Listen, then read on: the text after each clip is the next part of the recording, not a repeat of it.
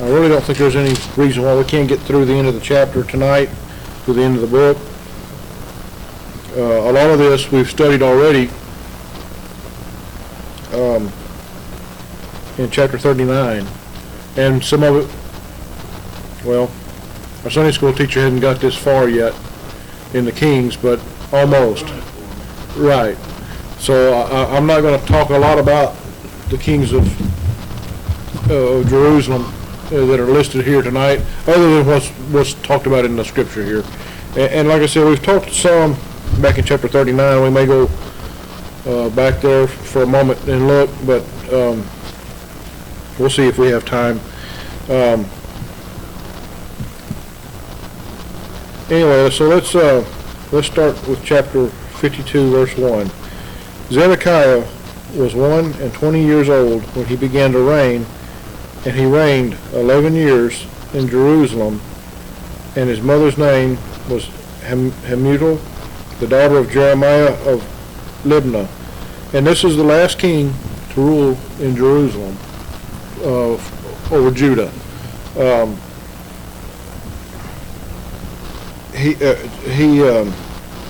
It tells here his age.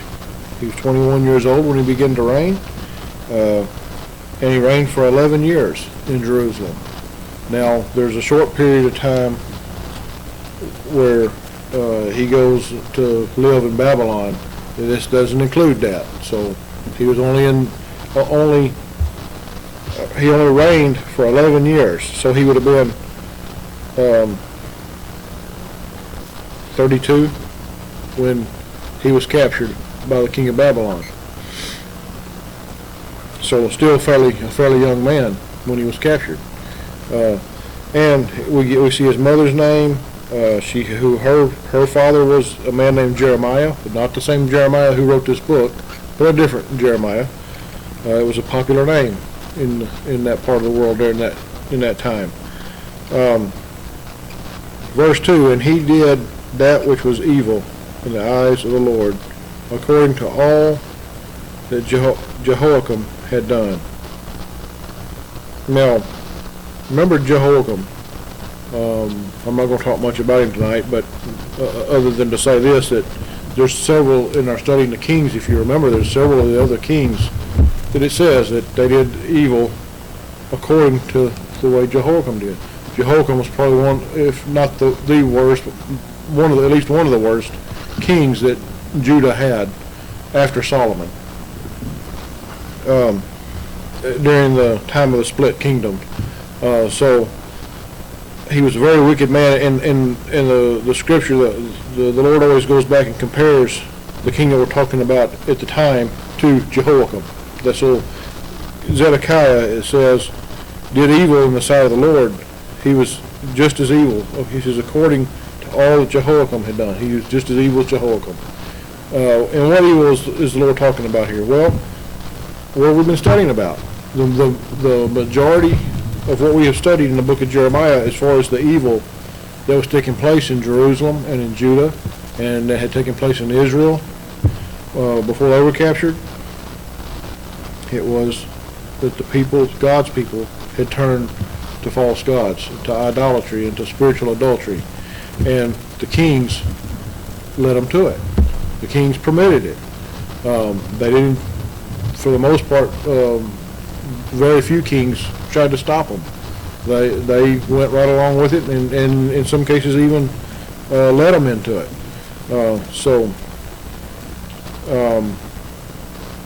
Let's go on in verse 3. For through the anger of the Lord it came to pass in Jerusalem and Judah, till he had cast them out from his presence, that Zedekiah rebelled against the king of Babylon. Now remember way back, and I don't remember which chapter, but way back in Jeremiah, remember the Lord told Jeremiah that if he would go and preach to the king, not just the king at Jerusalem, but also the kings of the nations around them, and let them know that if they would yoke up with the king of Babylon, that the Lord would protect them for a time anyway.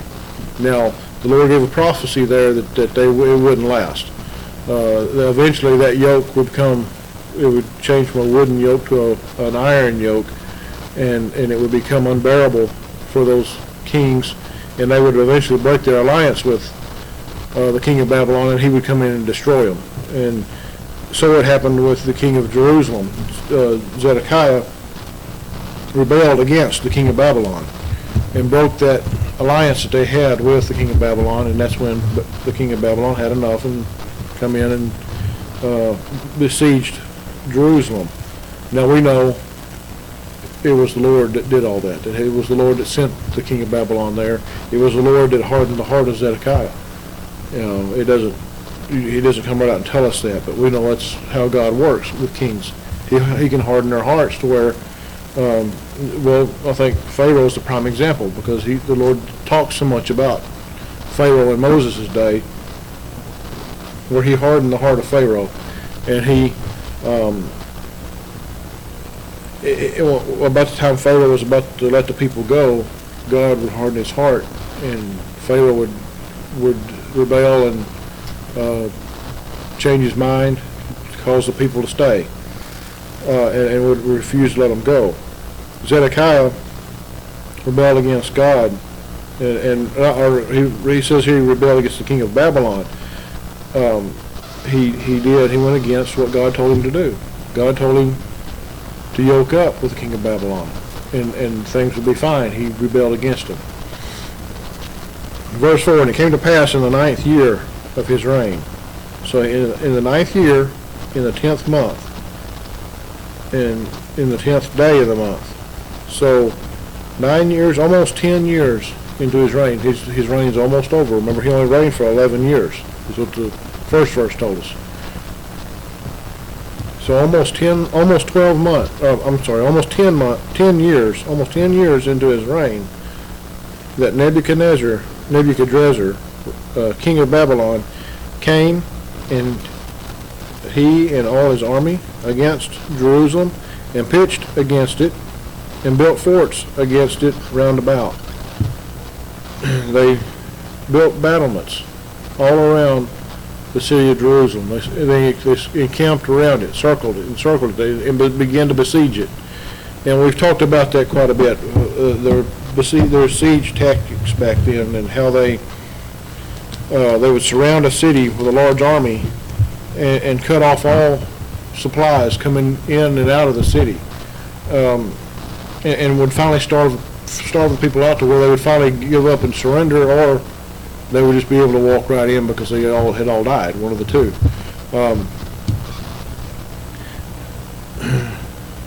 Verse 5, so the city was besieged unto the 11th year of King Zedekiah. So for a year and 2 months. A year and, well, I'm not going to try to count the days, but it says the 10th day of the month was, what it says back in verse 4, so, but a year and 2 months they were besieged. We think about that. That's a long time that their supplies were cut off, which means that they obviously had a lot of supplies built up within the city, because they knew this was coming. If you remember further back in Jeremiah, remember how bad things got. Remember the king who put Jeremiah in the prison, but he let him have. He was not in the deepest part of the prison like he was at one time, but he was in the courtyard of the prison, and he was allowed to have the best of the bread from the streets, from the bakers there in the city. Eventually that went away. We read about that. Now verse 7, then the city was broken up, and all the men of war fled, and went forth out of the city by night by the way of the gate between the two walls, which was by the king's garden. Now the Chaldeans were by the city round about, and they went by the way of the plain. So Zedekiah and part of his army decided to flee the city. And And realize here that he says in parentheses there, the Chaldeans were by the city round about. They encircled the cities. They somehow got through the lines. And he says they went by the way of the gate between the two walls, which was by the king's garden. So they left from the king's palace and went and escaped. But it's only for a short time. But the army of the Chaldeans pursued after the king and overtook Zedekiah in the plains of Jericho, and all his army was scattered from him. Then they took the king and carried him up unto the king of Babylon in Riblah in the land of Hamath, where he gave judgment upon him. And the king of Babylon slew the sons of Zedekiah before his eyes. He slew also all the princes of Judah in Riblah. Then he put out the eyes of Zedekiah the king of Babylon, bound him in chains, and carried him to Babylon and put him in prison till the day of his death. So Zedekiah is captured by the Chaldean army. And remember, we've talked about this before. Remember, the Chaldeans was the nation, the land of the Chaldeans, and then you had Babylon was the capital city. The king of Babylon had his elite fighting force with him. The Chaldeans still answered to him, but they were separate also. They were like the national army. And then he had his army of Babylon that was under him directly. These Chaldeans troops capture the king of Zedekiah and turn him over to the king of Babylon. And the king of Babylon, it says, gave judgment upon him. He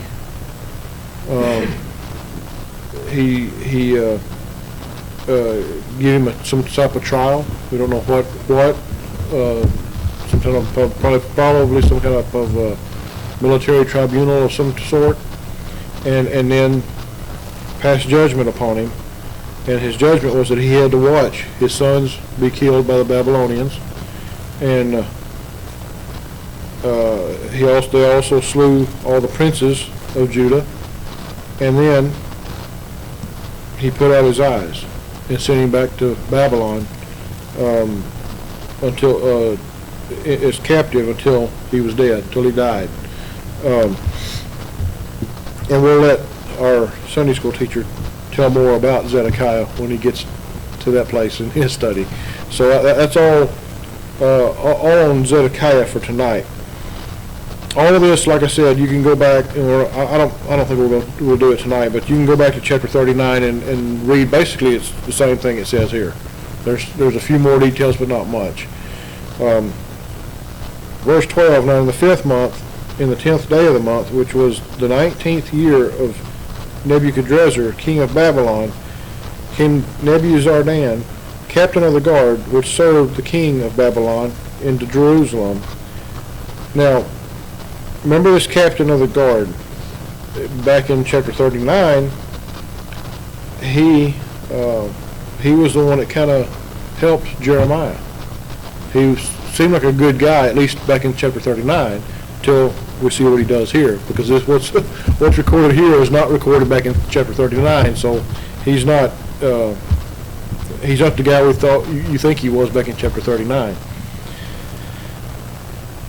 It says he came into Babylon and burned the house of the Lord, and the king's house, and all the houses of Jerusalem, and all the houses of the great men burned he with fire.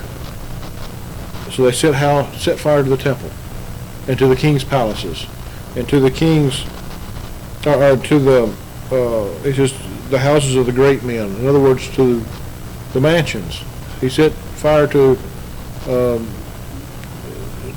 rich side of town, but he also says all the houses of Jerusalem. It wasn't just the palaces, wasn't just the Lord's house, wasn't just the rich people's house. They set fire to everything. They burned the city to the ground. And all the army of the Chaldeans that were with the captain of the guard break down all the walls of Jerusalem round about. And if you want to a study sometime, go to Nehemiah and look at how bad it really was. Nehemiah goes into great detail on what Jerusalem looked like when he got there, and he began to lead the people into rebuilding the walls, and eventually get around to rebuilding the temple and some other things. But here we see what happened. This captain of the guard had the army destroy everything. They tore down the walls of Jerusalem. Then Nebuzaradan, the captain of the guard, carried away captive certain of the poor people, and the residue of the people that remained in the city, and those that fell away, that fell to the king of Babylon, and the rest of the multitude. But Nebuzaradan, the captain of the guard, left certain of the poor of the land for vine dressers and for husbandmen. So he left behind a remnant of people to take care of the crops. And why was that? It was to feed the troops, for one. They needed slaves to feed the troops that were there. And then, if you remember further back in our study too, it appears as though those troops brought some of their families with them, and there were other people from Babylon that moved to that area, and so they kept these Jews there to take care of the gardens and the crops. In verse 17, also the pillars of brass that were in the house of the Lord. Now, we're going to see a whole list of things here that they did to the temple and to the things in the temple. I want you to notice, though, that the Ark of the Covenant's never mentioned here. And so it was either hidden by the priest, or the Bible doesn't tell us what happened to it, I don't think. I've never found any place where it tells what happened to it. We just know in one story it's there and the next it's not. That's basically how it's left. But we see here what happened. Also, the pillars of brass that were in the house of the Lord, and the bases and the brazen sea that was in the house of the Lord, the Chaldeans brake and carried all the brass of them to Babylon. The cauldrons also, and the shovels, and the snuffers, and the bowls, and the spoons, and all the vessels of brass wherewith they ministered, took they away, and the basins, and the fire pans, and the bowls, and the cauldrons, and the candlesticks, and the spoons, and the cups, that which was of gold, and that which was of silver, and silver, took the captain of the guard away. The two pillars, one sea, and 12 brazen bulls that were under the bases which King Solomon had made in the house of the Lord. The brass of all these vessels was without weight. And concerning the pillars, the height of one pillar was 18 cubits, and a fillet of 12 cubits did compass it, and the thickness thereof was 4 fingers. It was hollow. And the chapiter of brass was upon it, and the height of one chapiter was 5 cubits, with the network and pomegranates upon the chapiters around about, all of brass. The second pillar also and the pomegranates were like unto these, and there were 96 pomegranates on a side, and all the pomegranates upon the network were 100 round about. So all the valuables out of the temple, anything that was worth anything, they took. Notice the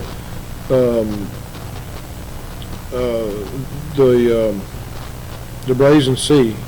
Man, that thing was huge. If you ever see a picture of it, it was huge. It was on the backs of these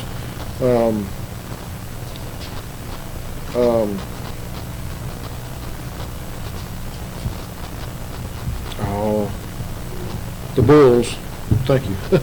The bulls that it set on the backs of were life size. They weren't miniature. They were life size. So this thing was huge, and it says they broke it. They broke it in pieces. Why? Because it was brass. They could sell it. They could melt it down. They broke it and took it back to Babylon. They took all these things and took them back to Babylon. The things of the Lord, and it belonged to the Lord. They were in the Lord's house, and they took them back. And you can imagine that if the Lord let all this happen to his house, how angry he had to have been with his own people to allow that to happen. And then, if you notice the verse 21, the height of one pillar, talking about the pillars, the height of one pillar was 18 cubits. That's about 27 feet. A fillet of 12 cubits did compass it. It went around it, in other words, around the circumference of it was 18 foot in circumference. And then the thickness thereof was 4 fingers, which they say is about 3 inches. That doesn't seem like that big, but it's tall, 27 foot. And then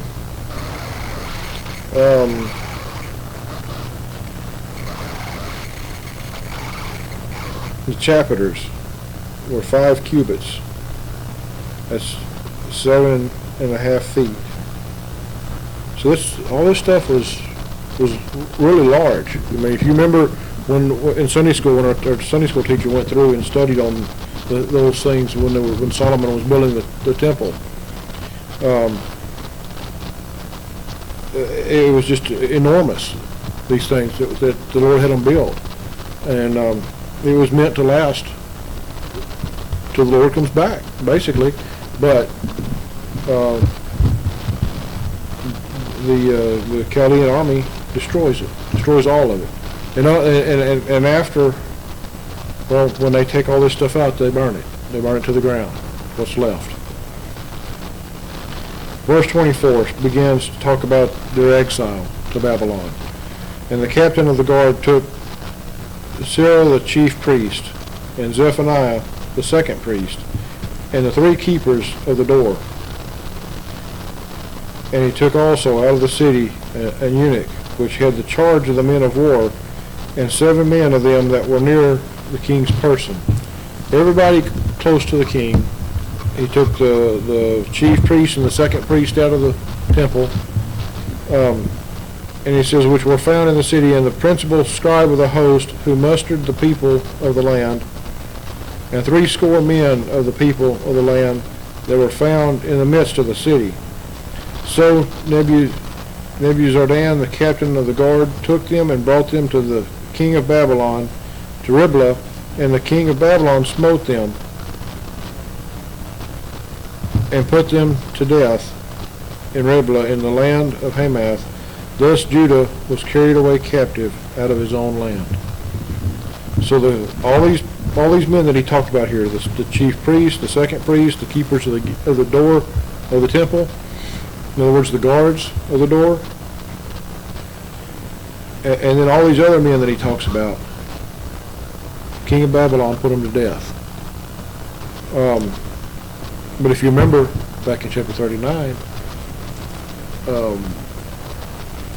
this same captain of the guard, this Nebuzaradan, protected Jeremiah, was friendly to him and helped him. It's amazing how the Lord took care of those who had betrayed him, and yet Jeremiah, he kept alive and kept him doing what he had been doing. In verse 28, this is the people whom Nebuchadnezzar carried away captive. So now he's going to tell us how many they carried away. And this is just out of Jerusalem, remember. There's already been some taken out of Judah, out of the country, the nation of Judah, and there's also those that were taken out of the northern kingdom of Israel. There were several thousand out of there also. But this is just out of Jerusalem. In the 7th year, 3,000 Jews and 3 and 20. So 3,320. were taken in the 7th year. In the 18th year of Nebuchadrezzar, he carried away captive from Jerusalem 832 persons. So 832 persons in that time. So they take them away in stages. They don't take them all away at one time. It's in stages.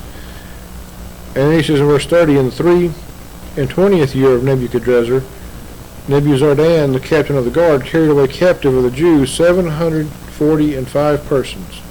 All the persons were 4,600 people that they carried away out of Jerusalem.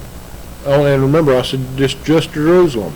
That's not including the rest of the nation of Judah. And remember, they went through a siege a year, it was a year and 2 month siege. There wasn't many people left. Jerusalem was a very large city in that day before the siege, but after the siege was over with, he carried away 4,600 people. Then in verse 31, and it came to pass in the 37th year of the captivity of Jehoiachin, king of Judah, in the 12th month, in the 25th day of the month, that Evil-Merodach, king of Babylon, and what a name! His first part of his name is Evil. It tells you what kind of guy he was, huh? The king of Babylon, in the 1st year of his reign, lifted up the head of Jehoiachin, king of Judah, and brought him forth out of prison. And remember, even after the people of Israel and the people of Judah were in captivity, they still had a king. He was not much of a king. He was mostly king in name only. He would have been the one who was the closest relative who was still alive, that was in line for the throne. But he was just a figurehead. That was about it. He didn't really have any real power. Anyway, the king of Babylon brought him forth out of prison, and spake kindly unto him, and set his throne above the throne of the kings that were with him in Babylon, and changed his prison garments, and he did continually eat before him all the days of his life, and for his diet there was a continual diet given him of the king of Babylon, every day a portion until the day of his death, all the days of his life. And that's the end of the chapter. And if you notice, this new king of Babylon, with the evil name, seems to take pity on the king of Judah, and brings him into his court and begins to feed him from his own table, looks like. And he's there until the day he dies. Jeremiah doesn't go into a lot of what happens during the captivity, because remember, Jeremiah never went to Babylon himself. The Lord kept him in Judah and in that area, and for until his death, and he never went to Babylon with the other captives. He stayed with the remnant in Judah. He went for a short time, was in Egypt when some of them went to Egypt against what God told them, and when the Lord sent the king of Babylon to destroy Egypt, he also destroyed the majority of those people that Jeremiah was with, and they wound up going back to Judah. I don't know where we'll go next for a study, or if we may not start another study next week. We may just preach a sermon. We'll see what the Lord has. I thought about going to Lamentations next, since it's the next book and it's written by Jeremiah also. We'll pray about it and see what the Lord has. Maybe something else. At some point, I would like to start the book of Daniel, but I may wait till we finish Revelation first before I go there. So, that's all we have for tonight.